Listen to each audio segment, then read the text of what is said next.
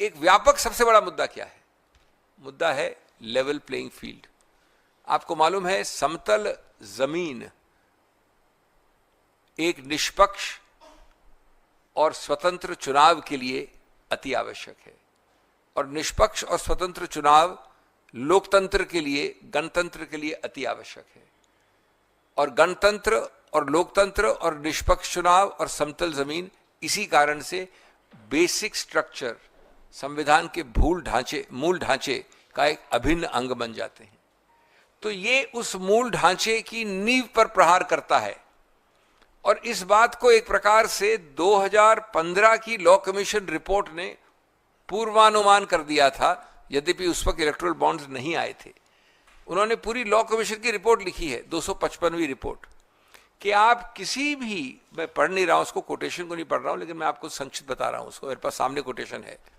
किसी रूप से येन केन प्रकारेण, तौर तरीके बदलकर, चालाकी से जहां आप रुपया ले आते हैं, तो रुपया, it is undeniable that financial superiority translates into electoral advantage, and therefore richer candidates and richer parties have a greater chance of winning elections, and so on.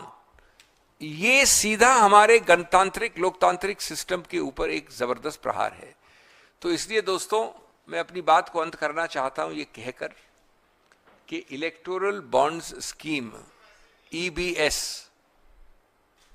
और कुछ नहीं है, सिर्फ एक्सटॉर्शनिस्ट बीजेपी स्कीम EBS, सिर्फ वही है। ये है एक नया वर्जन, एक नया जुमला उस पुराने जुमले के ऊपर, खाऊंगा भी, चुराऊंगा भी और वसूली के लिए सताऊंगा भी। ये सिर्फ वित्त मंत्री की बात नहीं, जिनको तो तुरंत इस्तीफा देना ही चाहिए। मुझे वैसे दुर्भाग्यपूर्ण रूप से इसका कोई संदेह नहीं है कि वो नहीं देंगी, लेकिन हम पार्टी की हैसियत से, देश की तरफ से पूरे पुरजोर तरीके से उनका इस्तीफा तो मांगते ही हैं। लेकिन क्या इस देश में हम लोग घास खाते हैं कि हमको पता नहीं है कि इसकी जिम्मेदारी कहाँ रुकती है? इसकी शुरुआत हुई जिम्मेदारी वहीं से,